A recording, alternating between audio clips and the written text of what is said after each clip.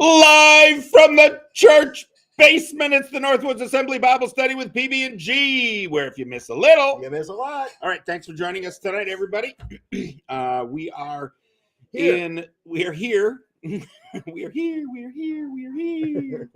We're in the book of 2 Samuel, just starting out 2 Samuel chapter 1.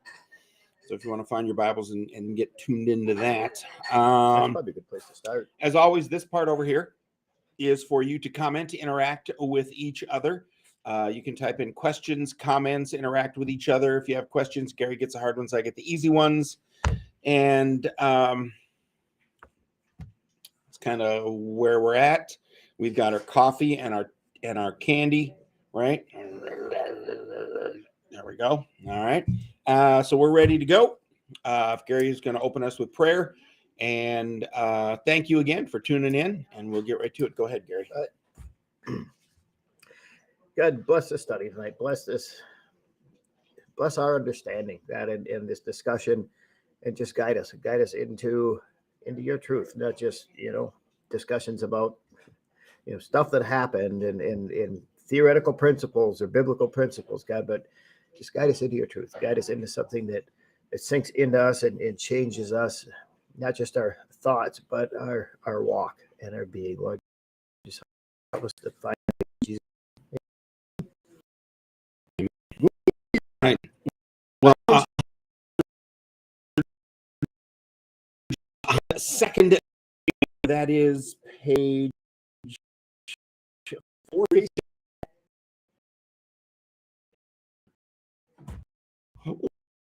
We're going to start off chapter 1. Oops, seems like one of your streams is having a difficult connection.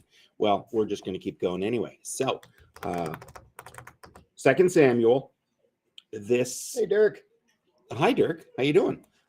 Gary, you want to give us a kind of a recap, just kind of coming in to... Nothing has happened yet in the book of 2 Samuel. Coming into 2 Samuel, we're coming off of 1 Samuel, kind of wrap up the end of 1 Samuel, what's going on, who's left in the story at this point, and where's it going?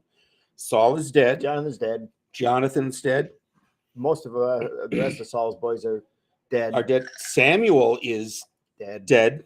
So even though it's the second book of Samuel, he's kind of a silent partner in there. He doesn't have a lot to say. He is. At this point, the narrative becomes primarily about David. Yes. David's ascendancy, and this is something that we talked about, something I had never seen before until somebody smarter than me. I know I should be more specific. It's a long list, but made this note, and after I read it, I started to think about it. And wait, you were thinking? I read. Nice. Okay. I thought. Okay. All right. Go ahead. Okay. And now I'm tired. As we go through the story of David, the similarities are striking between David's kind of trajectory and that of Israel. David, the very beginning of his monarchy, when he first becomes king, he kind of reaches his zenith, and then through his own failings and some other stuff, it just kind of tapers down from there. And it's kind of the same thing that happened with Israel when they first got back to the promised land, and they had this brief moment where things were great and they were a national or regional power and everything else. And then just because of their own disobedience and everything else, it just kind of fell off, and it's never been the same since. So, right. Well, it's very poetic that on an individual basis, when you fall away from God, you can see the destruction that comes from that. Mm-hmm. And then on a national level, with the nation of Israel, when they fell away, the same thing happens. So it is the same result, whether it is on a grand scale or a one-on-one scale. Yeah. And we see that not only in this story, but in the world and in our lives today. We're witnessing the very same thing. Yeah. And also the fact that, Abraham, God promised him Canaan, and he moved there, and he possessed a little bit of it. He got a little bit of sample of it. Then, with Israel, they all went down to Egypt for 400 years, and then they had their time in the wilderness before they got back. And with David, he's anointed, he's promised to be the king, and he gets a little sample of that being there with Saul. And then Saul chases him away, and he spends his time in the wilderness before he fully comes into possession of the promise God's given him. There's a lot of similarities that I had never really considered before. Yeah, and I like that we're starting to see those. And when you see those things, we talked about this on Saturday night. I love the fact that you're, coming up to me and pointing these things out, because it's like, that's fantastic. I didn't see that either until just now. Well, if I And point them so, out to anybody else, they give me an odd look. Like, well, is this what you think about when you're awake at night? It's like, it yes, is. And I love the fact that we can be nerds, Bible nerds with each other, and get excited about stuff. You find something and you share it, and it's like, I'm excited about it. I find something and tell you about it, and you're like, oh, you're excited about it. And you're right. If we told anybody else, they'd be going, whatevs. Okay. Yeah. Maybe if I have a hard time sleeping, I'll read about that. Yeah. Yeah. So that's awesome. But here we are at the end of the first book of Samuel. The king is dead. The king is dead. And so now someone has to be the new king, and that is David. And that's kind of right where it picks up. Yeah. In and it's Samuel. not as easy as David might like it to be, but yeah. And we talked about how the Bible, especially the Old Testament, isn't just chronological. It isn't just, hey, we start in Genesis and all this stuff happens in order, and then you get to Malachi, and then we for 400 years. And it's pronounced Malachi. He was an Italian. Yeah. Okay, go ahead. He prophesied with his hands. Yes, he did. Have I got a Bible story for you? So he's a Jewish Italian. That was weird, right? Wow, yeah. An Italian Jew. But we talked about how a lot of the Psalms David wrote at different times, and they're interspersed. And we looked at some of those, and we may look at some more of those. But also the book of First and Second Samuel they're historical, but the narrative is primarily theological. They're there to teach lessons about the nation of Israel and the kings of Israel and how they relate to God, and the fact that God really is Israel's king. But then you get on to First and Second Chronicles, First and Second Kings, and those are historical. And there's overlap between what we read in Second Samuel and those books. We read about Solomon and his dedication to the temple and all that stuff in Kings. We read about stuff that David did. So there's cross-referencing to be done, and there's more to be learned if you bounce these two back and forth. We're primarily just going to stick with Samuel, but I want people to know that there are other books. It wasn't just Samuel. There's other books that they found. It's like, hey, what's this book? Hey, it says the same thing as this book. Yeah. Yes, exactly. And I just love the fact that, especially in the Old Testament, as we go through this, the revelations of Christ throughout it, and we've talked about that consistently. And there's more than even what we've discussed with you. So, So here we are. We are stepping up into David being anointed king, his coronation, so to speak, right? Eventually. There's some coronation drama first. Yes, there is. Yeah. Yes, there is. And it's lovely. There's a particular city again that pops up. That's kind of where he was hanging out with his family, with the Philistines and all that jazz. But we'll get there. Yeah. Okay. All right. I'll read. How far do you want me to read? Verses 1 and 2. Go through 4. 4. Okay. 2 Samuel, starting chapter 1, verse 1. After the death of Saul, David returned from defeating the Amalekites and stayed in Ziklag 2 days.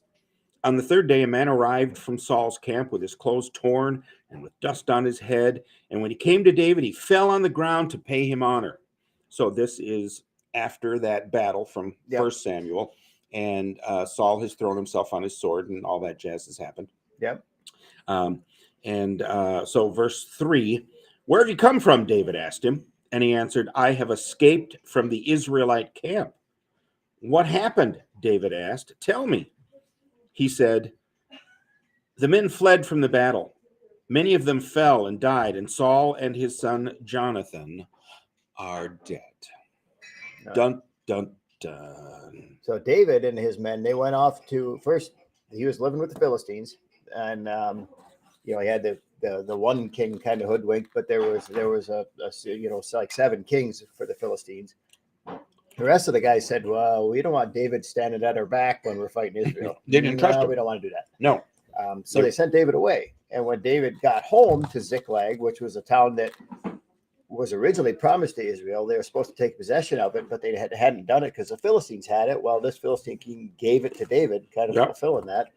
When they got back there, the Amalekites had come while they were gone and carried off all their women and all their stuff. The town was empty except for the buildings. Yeah.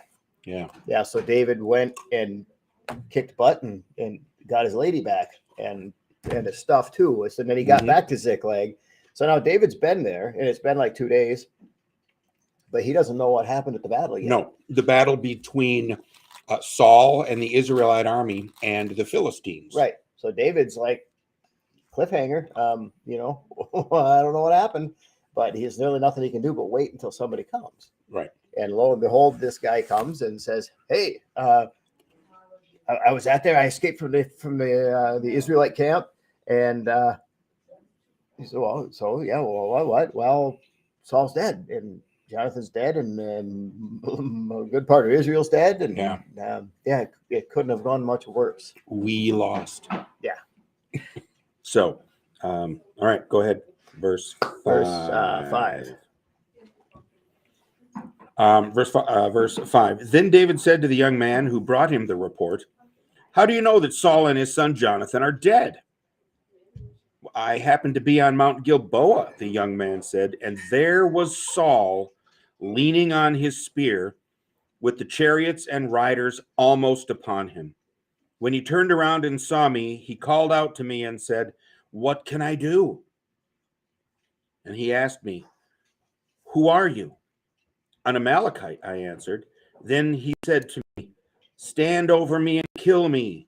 I am in the throes of death. I am still alive.'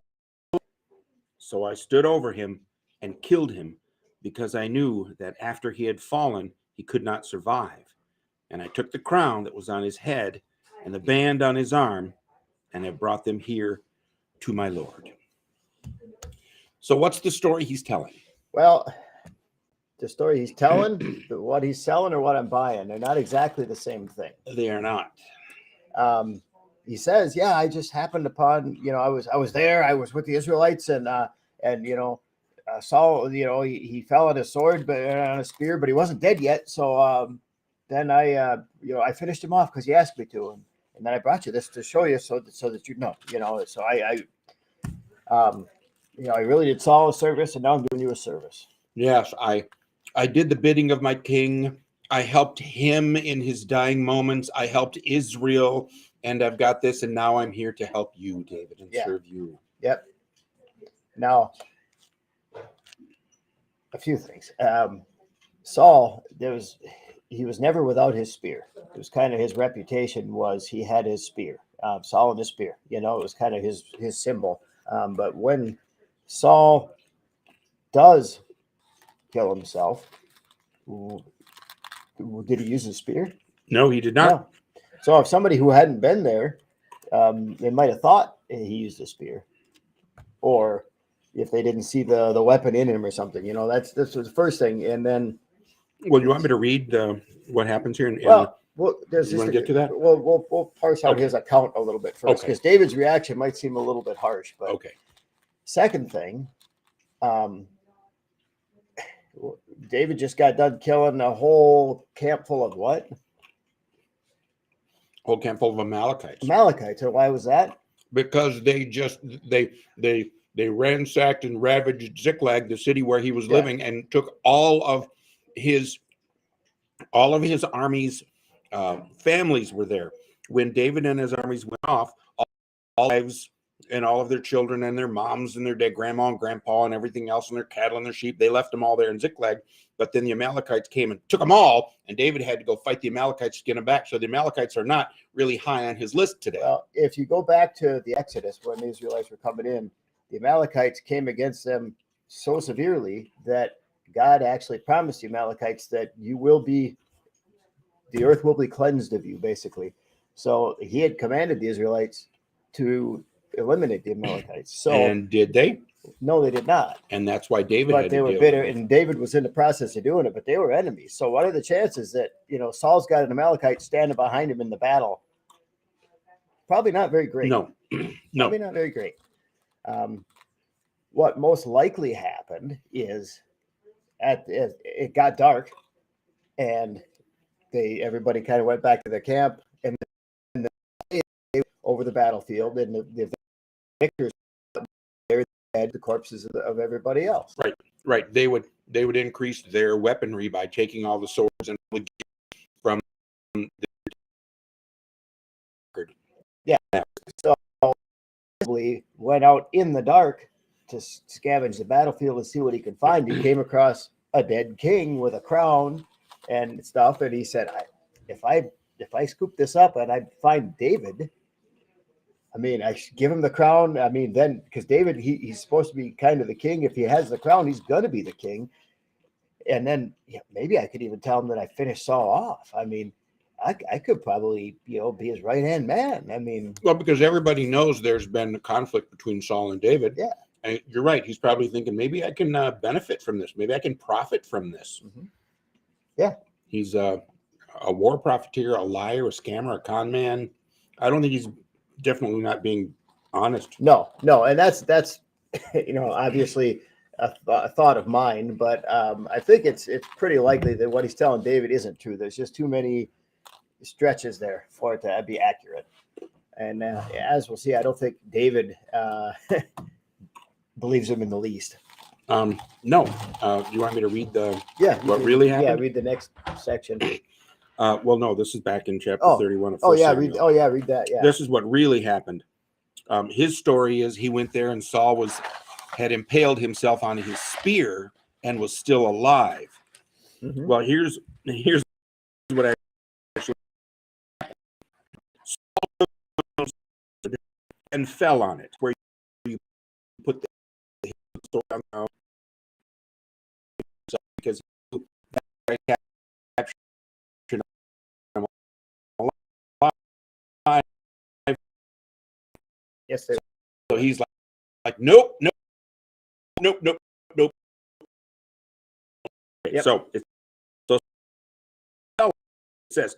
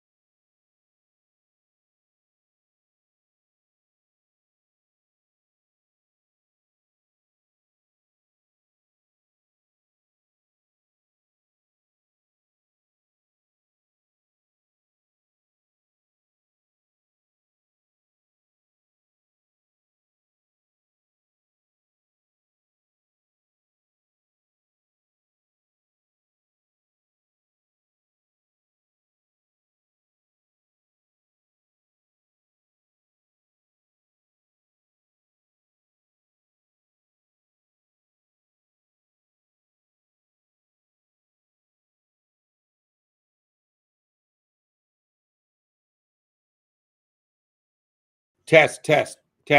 Okay, give it a second. Yeah. We have sound here on this end. Test. Okay, now we're good. Now we should be back. Okay. Yeah. Okay. All that stuff you didn't hear, it was really, really important. Yeah. I'd tell you it again, but I don't know what it was. All right. Gracie Bishop says what it's happened. good. Sweet. Woo! All right. Heard test. Well, it's because what we have to say is so profound and so life-changing that the devil doesn't want you to hear it. We've talked about stuff. Yeah. Well, even at the very beginning, where you pointed out the parallels between David as an individual and the nation of Israel, that their paths did, that when they went a particular direction, the same things happened parallel. And when they went a different direction, the same things happened in parallel. And just something as simple as as your obedience on an individual level can bring you blessing or destruction, and the obedience of a nation, whether they follow or reject, and their blessing and destruction is the same on a national level and on an individual level. And we kind of talked about that. So even looking out at the landscape of your lives, your world, the people around you, and everything you see, It is a reflection of people and a world that has chosen to follow God or reject him. And the results of it are before our very eyes. And that's really important for us to understand, that when we look out into the world, at the landscape, we are looking at a mirror. We're looking at the ripples. We're looking at the results of choices, very simply and very powerfully, choices to be holy or not, choices to follow God or not. And that is it. That is the bottom line in everything that is created. Follow God or don't. And there are consequences for that. It boils down to that very thing. And you can dance around 100 different, well, it's because I didn't save money, or it's because, well, I should have made that choice. It's like, you know what? At the end of the day, when you distill it all down, it's you follow God or you don't. You obey him or you don't. Jesus said, you call me Lord, Lord, but you don't do what I ask. You don't follow my commands. So I don't know what to do with you. Yeah. And that's the world we're living in. So that's important. It's powerful. And even something that simple, the enemy doesn't want anyone to hear it, because they might start thinking, That's and dangerous. heaven forbid you start thinking. Mm-hmm. Okay. Me personally, you mean? Well, generally. I've seen it when you think, and heaven forbid. Yes, Gary. Okay. Yes. I'm just saying. All right. Yeah. So I don't know Okay. where we lost our sound, but basically, this Amalekite came and told David a story, and I call BS. I don't think he was telling the truth. I think there's a lot of factors that lead me to think that he came across this ground and thought he would just do himself a favor and get on David's good side. Right. The account, which I read, which I won't reread, is in 1 Samuel chapter 31. It gives the actual account of Saul's death. Yeah. And it doesn't line up with what this guy says. Yep. So, yeah. So this guy is just out trying to profit for himself. Yeah. So he brings David the crown, and the bracelet was on his arm, and tells him a story about how Saul died. And he says, I am an Amalekite. Yeah, I'm an Amalekite. And yeah. David's just wiping the sweat off his forehead from killing some of those guys. Yeah. Right? Yep. It's like, hey, I was just out there killing your folks just the other day. Yeah. Yeah. Hey, you know such and such? Yeah. Well, you don't know. So yeah, I took care of that. So anyway. So that's where we are in verse 11 then. Read it. It says, then David took hold of his clothes and tore them. So did all the men who were with him. They mourned and wept and fasted until evening for Saul and his son Jonathan, for all the people of the Lord and the house of Israel, because they had fallen by the sword. Now, that was a normal, they rend their clothes and the king was dead. That was very sad. And David repeatedly had chances to kill Saul himself, but didn't do it. And it wasn't showmanship. It wasn't staging. David was legitimately grieved because God's appointed leader had died. And it's easy to forget in this thing. Well, I was like, well, Saul's gone. That should make David happy. It's easy to forget. He lost probably the best friend he had ever had in Jonathan. Yes. And a whole lot of Israelites died that day. Yeah. So for David to not recognize that, I mean, that's not who David was. I mean, he would have, aside from Saul, been in mourning for all this. I mean, David throughout this has shown that he wants to be obedient to God, that he turns these things over and lets God take care of God's business. He doesn't cross into somebody else's lane, especially God's. And he has shown repeatedly that he cares for God's sheep as a shepherd. Right. That he cares for the nation of Israel and the people of Israel in a way that Saul did not. No, and I think David would looked at Saul, knowing what Saul was doing was going to bring consequences, but that doesn't mean that David looked forward to having to see him pay those consequences. Right. And I think that people don't understand that sometimes. If you think that what I'm doing is wrong, then you're wishing judgment on me. You're saying, oh, he's going to get what he deserves. And that's not the case. Just because I look at you and say that's not right what you're doing, and there is a price to be paid, that doesn't mean I want to see you pay that price. That's where David was, I think. And when Saul paid the price, David wasn't happy about it. No, you're absolutely right. On 2 occasions, everybody knew of the conflict between the two of them. And David did not like the choices and the direction Saul was going. And on 2 occasions had the opportunity to eliminate him and kill him, take him out. Yeah. And yet, like you said, he cared enough not to do that, because He was not going to harm Saul. That was God's business. And like you said, he didn't hate Saul. He even gave him 2 opportunities to figure it out and straighten himself around, right? Yeah. It's like, I could have killed you, and then I could have killed you again, but I didn't. And yet you still, come on.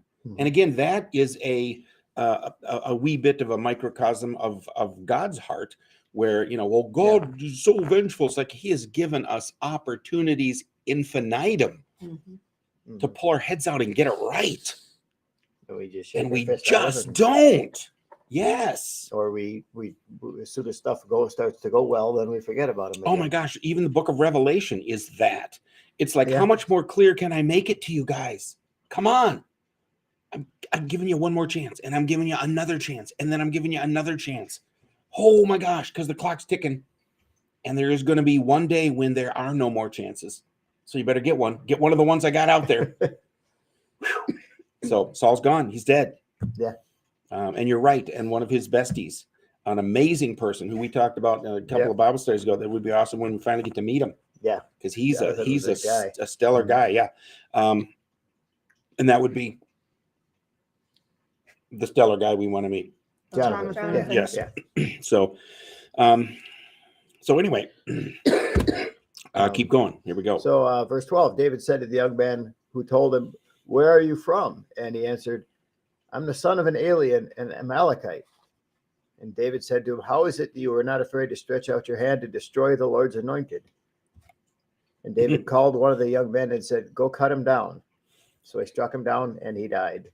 And David said to him, "Your blood is on your head, for your mouth has testified against you, saying, I have killed the Lord's anointed." We just sat here and discussed the fact that David had the opportunity to kill Saul, but did not, because that's God's job. This dude comes along and says, "I did it." And David's like, wow, I wouldn't cross that line. No. I could have on multiple occasions, and I didn't. You did? Oh, you're off with your head. Do you think he started saying, wait, I just made it up. I made it. Ah, man. I didn't really do it. I think you had enough time. No. And I love the fact that he says, "Why weren't you afraid to lift your hand against the Lord's anointed?"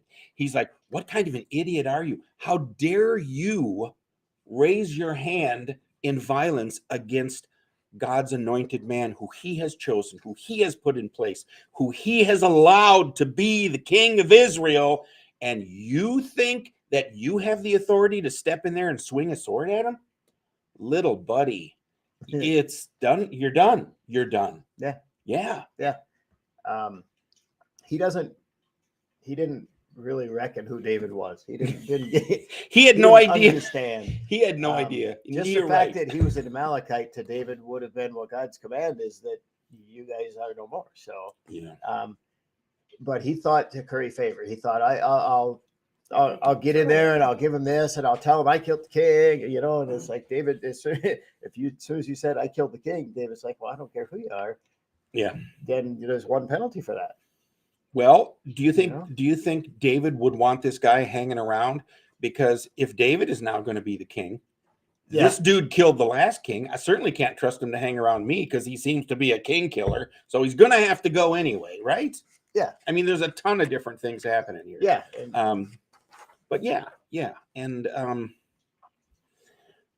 well, doesn't this seem a little violent, Brad? Doesn't it? I mean, it's the Old Testament vengeance thing. Well, the scripture says he's a man after God's own heart. That's the way things are done in society. Then it may seem a little harsh, but if you went over to the Philistines, the same thing would have happened. You bet. They would have done it the same way. Actually, they might have been a little less kind about it. Yeah, that's just. They may have played soccer or kickball with you first before they finished you off. Yeah.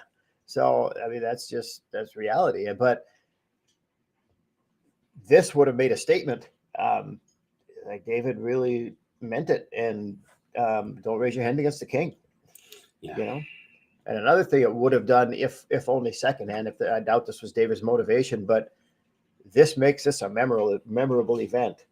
And if I'm in the house of Saul, if I'm somebody who lives over there,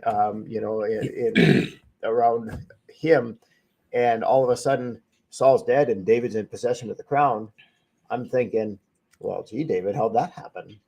Right. You know, but God arranged for David to be 100 miles away when Saul was killed. Right. And there's plenty of people that could testify to that. But this event, this is memorable enough that people will recognize how David actually came into possession of the crown. Right. So other people can't say, well, David, he probably had a little something to do with Saul getting killed, and here he is with the crown now, and now he's going to be the king. And Well, even people who were still, sympathetic to Saul, even those remaining in his family, hearing this story would think, David is really doing right by Saul. He's really doing right by that family, by his legacy, and by all of that. He's not rejoicing. He's mourning, and he's sad that Saul is dead. Yeah. And so emotionally, he's not the bad guy here. This isn't some cold-hearted overthrow of the throne happening here. And I think everyone sees that there's real holy grieving for the loss of Saul happening by David. Yeah. And I don't know if that was David's motivation, but I think it was important that it be there. Yes. Yeah. Yep. So 17? Yes. Go ahead. Then David chanted with this lament over Saul and Jonathan his son. Okay, now, remember what David did? He wrote songs. Yep. He was like, he was like the Taylor Swift of his day. He'd go out there while he's herding. No, I'm kidding. No, I think he wrote some actual good music. He did. And none of them were about his ex. What? So he's out there, watching the sheep and stuff, and he's very talented. He can kill people and then write songs about it later. It's not often you see that. No. But yeah, he played the harp for Saul, which soothed him, right? Yep. So he's talented. He's a musician. He can write songs, play instruments, do all those things, as well as he's a Navy SEAL on the battlefield. He's the man. And so he writes a song. And you're going to sing it for us. I'm going to sing it. Everyone. Gary's going to sing it for us. And it's a long song. Take a deep breath. And from what from scholars that I've read and stuff, this is one of the best examples of Hebrew high-level Hebrew poetry that we still have from old Hebrew literature. And I'm sure it doesn't come across in our translation like it would have then, but that's what they tell me. So this poem is also recorded in one of the Hebrew traditional books, the Book of Jasher, which is kind of a history of the Jewish wars. And this song is also recorded in that as well. So go ahead with that. Right. And he chanted with this lament over Saul and Jonathan his son, and he told them to teach the sons of Judah the song of the bow. Behold, it is written in the book of Jasher. Yeah. So he wants them to teach it to other generations, so that Saul will be remembered. Again, that's lovely, right? That is really nice. Yeah. Okay. Your beauty, O Israel, is slain on your high places. How the mighty have fallen. Tell it not in Gath. Proclaim it not in the streets of Ashkelon. Or the daughters of the Philistines will rejoice. The daughters of the uncircumcised will exult. O mountains of Gilboa, let not dew or rain be on you, nor fields or offerings. If I could read, this would be so much easier. For there the shield of the mighty was defiled, the shield of Saul, not anointed with oil, from the blood of the slain, from the fat of the mighty. The bow of Jonathan did not turn back, and the sword of Saul did not return empty. Saul and Jonathan, beloved and pleasant in their life, and in their death they were not parted. They were swifter than eagles. They were stronger than lions. O daughters of Israel, weep over Saul, who clothed you luxuriously in scarlet, who put ornaments of gold in your apparel. How the mighty have fallen in the midst of battle. Jonathan is slain on your high places. I am distressed for you, my brother Jonathan. You have been very pleasant to me. Your love to me was more wonderful than the love of women. How the mighty have fallen, and the weapons of war perished. So his king and his best friend in the whole world are gone, and he's pretty upset about that. Mm-hmm. Yeah, it's amazing. So, and if you do much reading and you happen across a liberal commentary on the Bible, You'll find where they say that when he says, your love of me was more wonderful than the love of women, they say, well, you know what that means? It's like, yeah, that means that they had a very deep connection and they loved each other. That's what that means. Correct. Not what these other people are going to tell you it means. No, right. And again, and I hate to be going back to these same analogies again and again, but a guy would understand this. Men will understand this, that there can be a bond between two men that is, a bond stronger than a brother bond. Guys who have been on the battlefield and fought together, who would give their lives for the other person because their love is that great for them. Well, it doesn't mean garbage out once together, so that's the same. And again, that does not mean that you're romantically attracted to them. It means you love that person and you would give your life for them. And we've seen Jonathan and David in those situations where Jonathan has saved David's life on numerous occasions and done these things. And these guys were just kindred spirits. They were two that were they were a tight bond. They were serious brothers. Yeah. And when he left, that is something different and outside of a physical relationship with a woman. Yeah. It's a different thing. But and again, guys understand that. Yeah, we get it. Yeah, and I can't tell you what really deeply happened in David's relationships, but it was pretty uncommon at that point for the king to really love his wives. I mean, you would marry women for political connections, to make alliances, stuff like that. It wasn't, I fell in love when I got married. That's not how it really worked, Right. So, the love of women to David was probably more physical than emotional. Yeah. Yeah.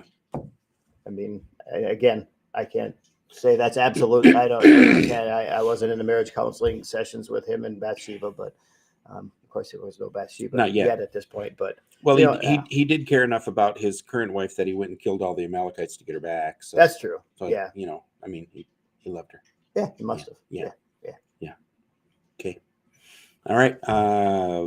Chapter 2. And it was so romantic, when he sent people over to Abigail, he sent like 6 guys over and said, "Hey, David wants to know if you want to get married." I know he did. Yeah. He did. Because he passed a note. Will you marry me? Yes or no? Yeah, because after that time they met on the trail and they talked, and then he sent the guy say, "Hey, go get her. I'm going to marry her." It's so junior high. It's awesome. Anyway. Yeah. So chapter 2. How far do you want me to go? Read the first 4. First 4? All right. In the course of time, David inquired of the Lord, "Shall I go up to one of the towns of Judah?" He asked, because he's still in Ziklag. Yes. So should I go up, which is, Philistine territory. So should I go up to the towns of Judah? Should I move up there? And the Lord said, "Go up." And David asked, Where shall I go? And to Hebron, said the Lord. The Lord answered. So David went up there with his 2 wives, Ahinoam of Jezreel and Abigail, the widow of Nabal of Carmel. That was a fun story, the Nabal story. Yeah. She's quite the gal. She is. David also took the men who were with him, each with his family, and they settled in Hebron and its towns, so that whole area. Mm-hmm. Then the king of Judah came to Hebron, because again, Israel was split, right, to Judah. Yeah. So Judah came to Hebron. The men of Judah came to Hebron, and they anointed David king over the house of Judah. And Israel, they're not actually split yet right now, but they're going to be. Yes. And then they're going to get reunited, and then they're going to split again. Yeah.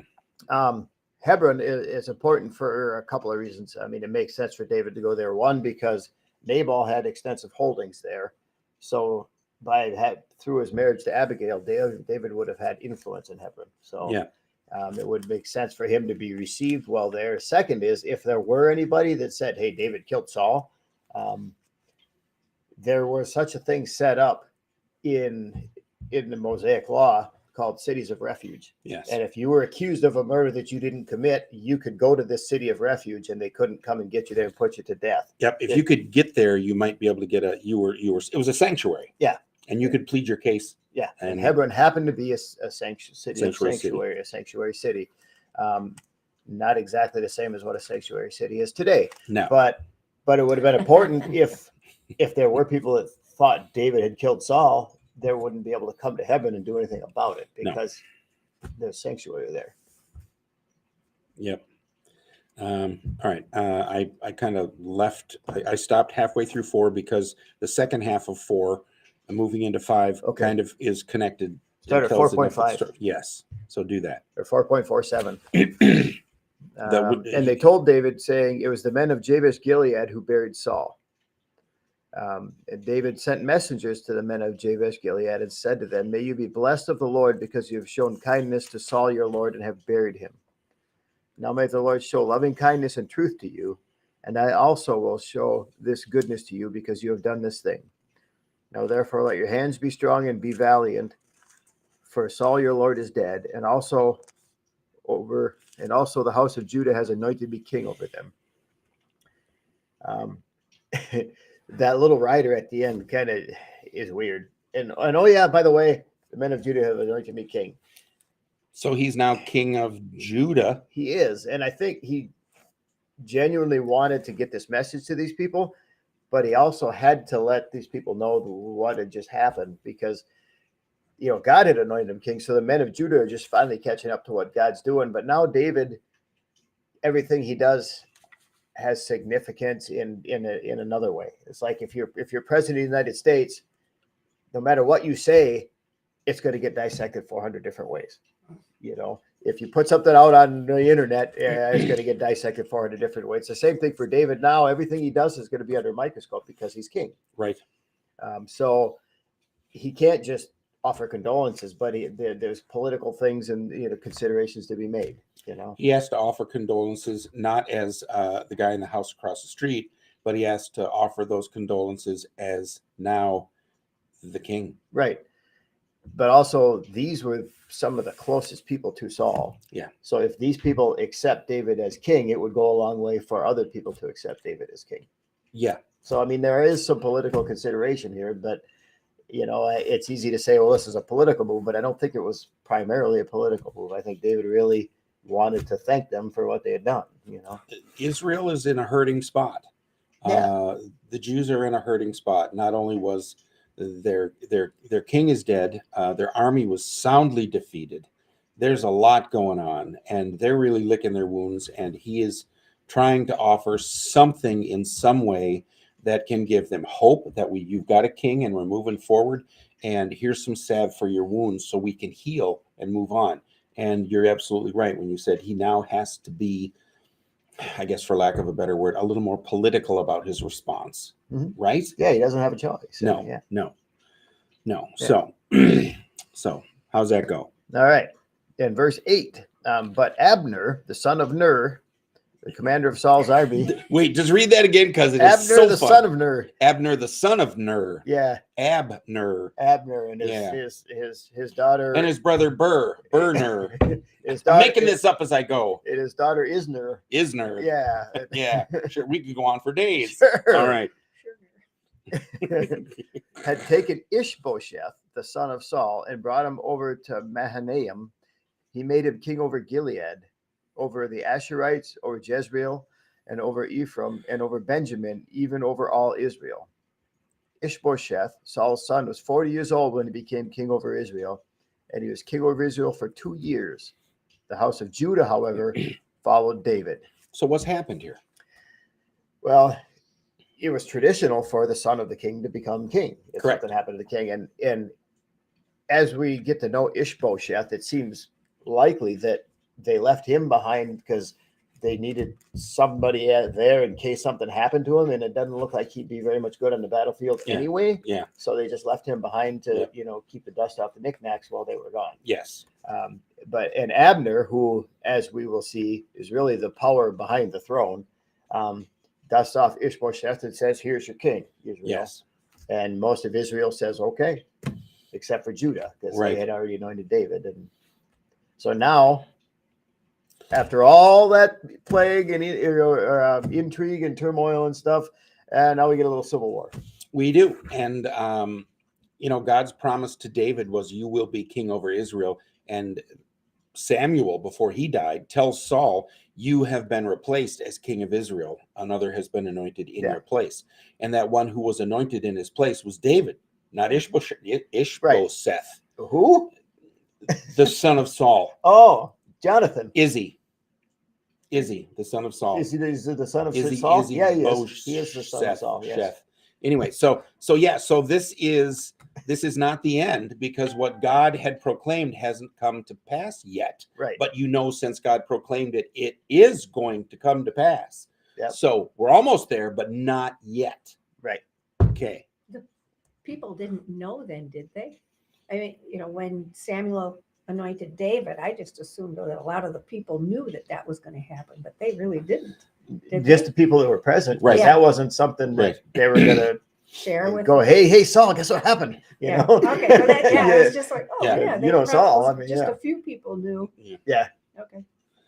Okay. So keep going. All right. Verse 11. The time that David was king in Hebron over the house of Judah was 7 years and 6 months. Now Abner, the son of Ner, went out from Manahaim to Gibeon with the servants of Ishbosheth, the son of Saul. And Joab, the son of Zeruiah, and the servants of David went out and met them by the pool of Gibeon. And they sat down, one on the one side of the pool and the other on the other side of the pool. And Abner said to Joab, "Now let the young men arise and hold a contest before us." And Joab said, "Let them arise." So they arose, and they went over by count, 12 for Benjamin and Ishbosheth, the son of Saul, 12 of the servants of David. So they're sitting around poolside, Yep. and as guys do, it's like, hey, let's pick 12 guys on this team, 12 guys on that team. Let's have them fight, and that'd be awesome, right? Yep. And all the guys are like, yeah, let's do it, because guys are stupid, and that's why women live longer. So anyway, We're gonna have chicken fights in the pool. yeah. So they're like wrestling or boxing or whatever they're doing. So that's the picture. Well, that's what's happening. Yeah, actually, I mean, they're coming there and they're staring at each other with, it's kind of a standoff, and then it's like, hey, instead of let's all kill each other, Yep. let's pick some guys and let them kill each other. Yes. It's the concept of a champion, but more of them. Yeah. Champion is one-on-one. Right. Yeah. This is like let's do it by let's go a dozen. Mhm. Yeah. These guys are so awesome. Yeah. Anyway, I mean, what could go wrong? right? And so here we go. Yeah. So they arose and went over by count. Verse 15. 12 for Benjamin and Ishbosheth, the son of Saul, and 12 of the servants of David. Each one of them seized his opponent by the head and thrust his sword in his opponent's side, so they fell down together. It's probably an oversimplification, but they ended up just they all killed each other. Yeah. Yes. They're it's like you two go, and then they're like, oh, they're dead, and then the next two go, and oh, they kill it, and it's just they're all dead. What are the odds? Can one of you not stay on your feet, please, and finish this thing? But no. So everybody's got to die. Yeah. So we're so they fell down together. Therefore, that place was called Helkath Hazurim, which is in Gibeon, which means field of rocks. yes. Well, Helkath Hazurim, field of sword edges or stones. Yes. Yeah, it literally means field of rocks, but it seems like that literal meaning is not what they really meant by it. Whatever exactly it meant. They might have been referring to the boneheads and the rock heads of the dead guys. Maybe that's what it was. This is such a great idea. You got rocks in your head. Yeah. So, therefore they call it that. I'm going to suggest that to my son and his wife. They're going to have a son, and I'm going to suggest Helkath. What do you think they're going to call him for a nickname? Kath. If you want to have a Hellcath for a grandson, that's right. Anyway, so that day, verse 17, that day the battle was very severe, and Abner and the men of Israel were beaten before the servants of David. So after all that, they said, "Well, I guess they didn't all kill each other. Let's kill each other too." So, yeah. So they are literally having a civil war here. They're going after each other and killing each other. Did we mention this guy's name? Go ahead and say it. Go ahead and say it. That one, you do it. Not yet. Are you there yet? Okay. yet. Well, that's a good one too. That could be Hellcath or this one. Yeah. Keep yeah. going. All right. Yeah, it's a contender. So yeah, they battled, and then the men of David beat the men of Israel, and then now 18. Now the So- three sons of So David's side comes out on They're top winning, yeah. eventually, finally, Eventually, right? yeah, Okay, yeah. so so now the three sons of Zeruiah were there: Joab, Abishai, and Asahel. Is that the one you wanted? Asahel. Asahel. I'll stick with Asahel. And Hellcath. And Hellcat. If you can't get two Yeah. sons named Asahel and Hellcath, you ain't doing it right. Twins. You have missed the Twins. opportunity, Oh, right? man. You have missed the opportunity.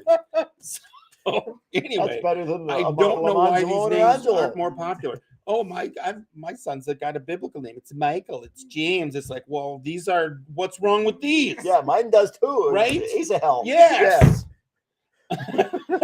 Okay, go ahead. See if there's any bad comments. Uh, Nope. And Nope. Asahel Not was yet. as swift-footed as one of the gazelles which is in the field. And Asahel pursued Dirt Abner slapping. and did not turn to the right or to the left from following Abner. And then Abner looked behind him and said, "Is that you, Asahel?" And he answered, "It is I." Okay, keep going. So Abner said to him, "Turn to your right or to your left and take hold of one of the young men for yourself and take for yourself his spoil." But Asahel was not willing to turn aside from following him. So basically, he's saying, take one of those guys that's near you and get his weapons. Take his stuff. Because he's just chasing him. He didn't have any weapons. He's just chasing him. And I just got to note that, I mean, if he was really as swift as a gazelle, then Abner must have been too, because he wasn't catching him. Abner must have been as swift as two gazelles. Yeah. Yeah. So like a 5-footed gazelle. Well, Ner was as fast as one gazelle, and Abner was abnormally Ner, which was twice as fast, is what I'm guessing. Yeah, he's like Yeah. super nerd. Uh-huh. Yeah. Yeah. Is this why people watch? I don't even I'm know. pretty sure this isn't it. This isn't it. But I'm not sure what it is. All So right. there's that. Okay. So yeah, he told him to, hey, pick up a sword, but he didn't do it. So 22, Abner repeated again to Asahel, "Turn aside from following me. Why should I strike you to the ground?" Yeah. In my translation, it says, he says, "Stop chasing me. Yeah. Why should I strike you down?" Yeah. "How then could I lift up my face to your brother Joab?" However, he refused to turn aside. Therefore, Abner struck him in the belly with the butt end of his spear. So Abner's got the spear Yeah. with the point that way and this rod up that way, Yes. and he's running ahead of Asahel, Yes. who's as fast as A gazelle. a gazelle. That rhymes. That we You could wanna have make a gone poem? another You can do a direction. poem with that if And you so want. so he just takes the spear and he punches him in the gut behind him. Is Just- what he just- did. yeah, just because he's knock it off, catching up quit on him. chasing Get him. back Yeah. there. Yeah, that's what's Wait. going on. Somehow, Yeah. So Asahel's brother is Joab. yes. Yes. Okay. And Abishai is our other brother. You can make the family tree, but I'm not gonna. The sons of Zeruiah. Oh, I don't need a family It tree. sounds like you've had a blow to the head. More than one. All right. So that's so- so that's so, yeah, what's, he- that's what's he I just hits him with happening. the butt wonder end if of his Joab spear. sits there and giggles. He's like, I gave them those names. They thought I was He was serious. probably the firstborn. What should we call your little brother? Yeah. So Poor Adam would have been named Peppermint Patty at that time. Or Jingles, because that was my sister's Jingles, choice. Jingles. I like Jingles. That's Peppermint Patty Jingles Hey, we go to Gingler. the church Saturday. Yep. Jingles. So anyway, that's what's going Yeah, he's down in just this trying scene. They're to- running and he hits him with his the spear gut with the to try spears. to He's stop running. him. Yeah. Yep. And for whatever reason, it says that the spear came out his back Yeah. and he fell there and died on the spot. So he probably didn't intentionally want to I kill don't, him. it doesn't look like he did, you know, and it said that it came about that all who came to the place where Asahel had fallen and died stood still. It's like they're all. He's dead. Kill It's him like, with the oh. Wrong end of the spear. Yeah. And yeah, Joab being the commander of David's people, you know, and Asahel's his brother, this isn't going to go well. Mm-mm. So you see, yeah, all the people that came and found that stopped and looked at it and they're like, yeah, this is not going to be good. So verse 24, but Joab and Abishai pursued Abner.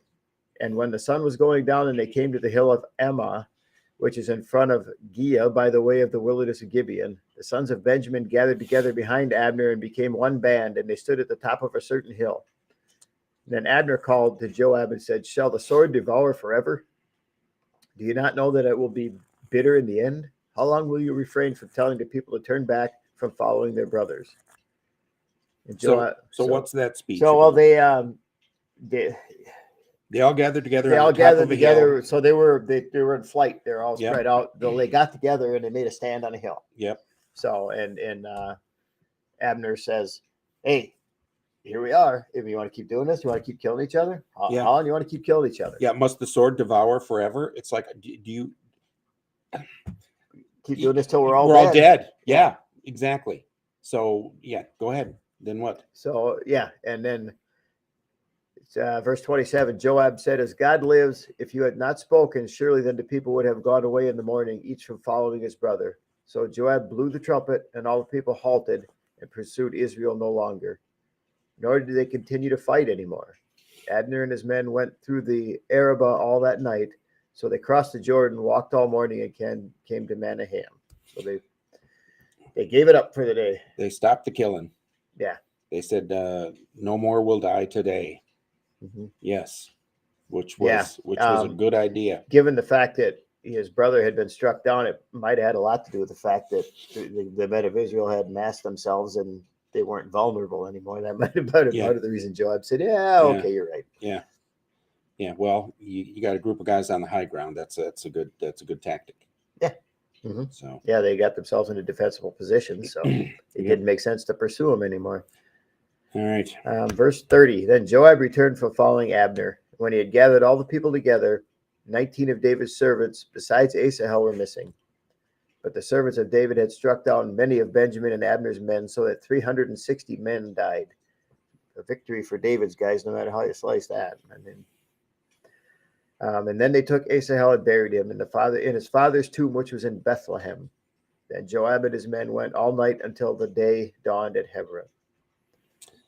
So that tomb in Bethlehem would have most likely been buried with Jesse and probably Boaz in that same family tomb, I would think, in Bethlehem. Yeah. Yep. So there's a battle.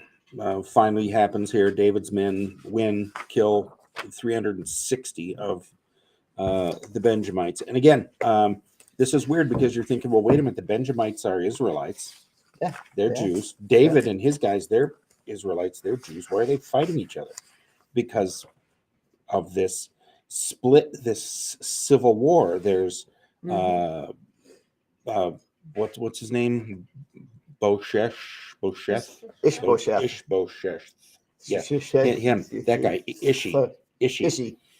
So he's the king of Israel, but David's the king of Judah, and his tribe is in Judah. The Benjamites that tribe was part of the Israelites who were following that anointed king. So there's, again, civil war, conflict between these tribes who at one point marched out of Egypt all together across the wilderness and across the Jordan, together as a group.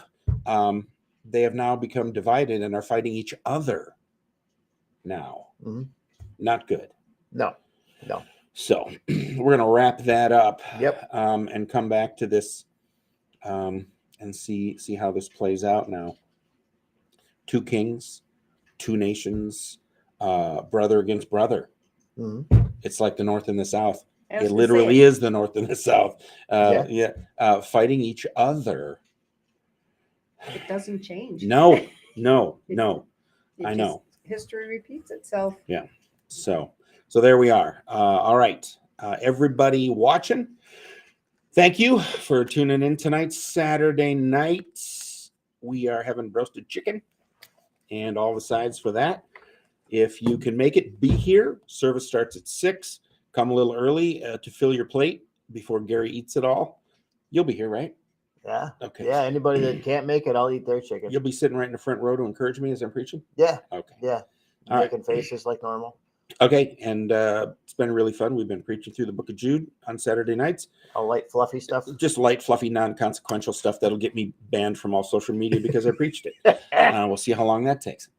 So anyway, but that's what we're doing. Hope we can see you. If not, tune in. Watch us online, Facebook, YouTube. And thank you for tuning in tonight. You want to close us with I prayer? can do that. All right. God, tonight, just bless your people, God, as we walk out of here, as we get up in the morning, as we go about doing what we have to do tomorrow in the place that you put us. God, just help us to be intentional. Help us to remember you and remember where we are for a reason, God. And we might not see it right now. We might not see it until way later, God, but just help us to remember that we're not living a series of accidents, and just help us to trust you. Look for chances to be yours. Look for chances to serve you, to make a difference, and just walk day by day and grow in you and glorify you, Lord. Just bless your people in Jesus' name. Amen. Amen. All right. Thank you for tuning in tonight. welcome. And 3, 2, 1. Good night. Good night.